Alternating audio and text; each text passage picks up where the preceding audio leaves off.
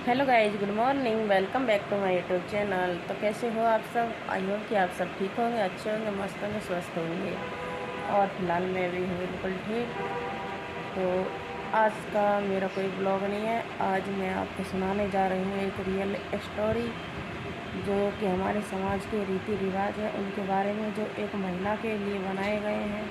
जो एक औरत होती है उसका पति दुनिया छोड़कर, उसका साथ छोड़कर चला जाता है, तो उस पर कैसे कैसे नियम बनाए गए हैं वो स्टोरी आज मैं सुनाने जा रही हूँ। तो प्लीज़ इस स्टोरी को पूरा सुनना और फिर कमेंट करके ज़रूर बताना कि क्या ये हमारे समाज के द्वारा बनाए गए ऐसे रीति रिवाज सही है आपकी नज़र में या गलत है। अपने विचार कमेंट में ज़रूर बता कर जाना प्लीज़। यह घटना एक ऐसी औरत की है जिसका पति उसका साथ छोड़कर इस दुनिया से चला जाता है। तो इसे हम शुरू करते हैं। जब भी औरत एक लड़की होती है तो उसका मायका उसका अपना घर होता है। जब उस लड़की की शादी कर दी जाती है तो मायकों के लिए भी वह पराई हो जाती है। शादी के बाद ससुराल ही उसका घर होता है और ससुराल में भी ज़्यादातर लोग बहुओं को अपना नहीं समझते। बहुत कम परिवार ही बहुओं को अपना समझते हैं।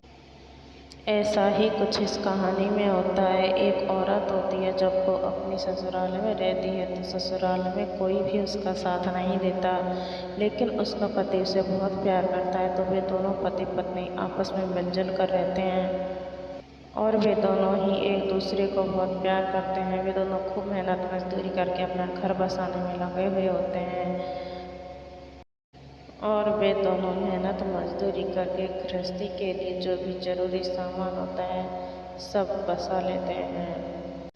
वे अपना खुद का मकान भी बना लेते हैं। उनकी ज़िंदगी में बस एक कमी होती है कि उनके बच्चे नहीं होते हैं। वे डॉक्टर के पास जाते हैं तो डॉक्टर बताते हैं कि उनके पति में कुछ कमी की वजह से उनको बच्चे नहीं हो सकते। वे दोनों अपने आप को समझाते हैं कि कोई बात नहीं, बच्चे नहीं हो तो मत होने दो, हम दोनों साथ हैं और साथ में बहुत खुश हैं। और वे दोनों ही बच्चे की कोई चाहत रखे बिना ही एक दूसरे के साथ खुश रहते हैं। और ऐसे ही उनकी 40-50 साल की उम्र हो जाती है। इसी टाइम उनकी ज़िंदगी में एक ऐसा मोड़ आता है कि जब उसका पति बाहर काम के लिए जा रहा होता है तो अचानक रास्ते में ही उसकी तबीयत खराब हो जाती है। उसकी पत्नी उसे रोटी बनाकर रास्ते में खाने के लिए रखती है, लेकिन वह घर से थोड़ी दूर ही जाता है और बस में सफ़र कर रहा होता है। तभी उसे 2-3 बार 2-3 जगह उल्टी होती है और वह अपनी पत्नी को अकेला छोड़कर इस दुनिया से चला जाता है। उसकी पत्नी उसके जाने के बाद नहाकर कपड़े भी नहीं धोती है। उसके पहले ही उसकी लाश आ जाती है। तभी उस औरत की जिंदगी उजड़ जाती है। उस पर बहुत बुरा दुखों का पहाड़ टूट पड़ता है। पति के जाने के बाद ससुराल वाले भी ऐसे दुख के टाइम पर उसका साथ देने की बजाय उसे और दुख देते हैं और उसे उसके अलग रहने के बावजूद भी उसका सारा सामान ले लेते हैं और रोज रोज की घर में लड़ाई करते हैं। ऐसे में बेचारी ये सब कुछ झेल नहीं पाती। एक तो उसके पति के जाने का दुख और दूसरी तरफ उनके लड़ाई झगड़े, यह सब झेलना बहुत मुश्किल होता है। अब ससुराल में उसका कोई सहारा नहीं होता। उसकी तबीयत खराब रहने लगती है तो फिर वह सोचती है कि मैं कैसे रह पाऊँगी यहाँ। यह सोचकर वह अपना सब कुछ ससुराल में ही छोड़कर अपने पीहर चली जाती है। वह वहाँ थोड़े ही दिन रह पाती है, क्योंकि शादी के बाद पीहर में भी इतना अपना कोई नहीं होता। शादी के बाद पीहर में रहना भी बहुत मुश्किल हो जाता है एक लड़की के लिए।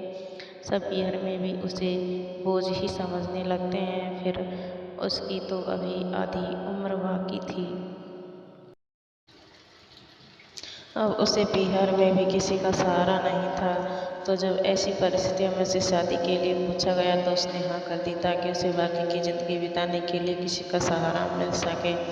उसके घर वालों ने उसकी कोर्ट मैरिज करवा दी एक ऐसे इंसान के साथ जिसकी उम्र करीब 60 वर्ष थी।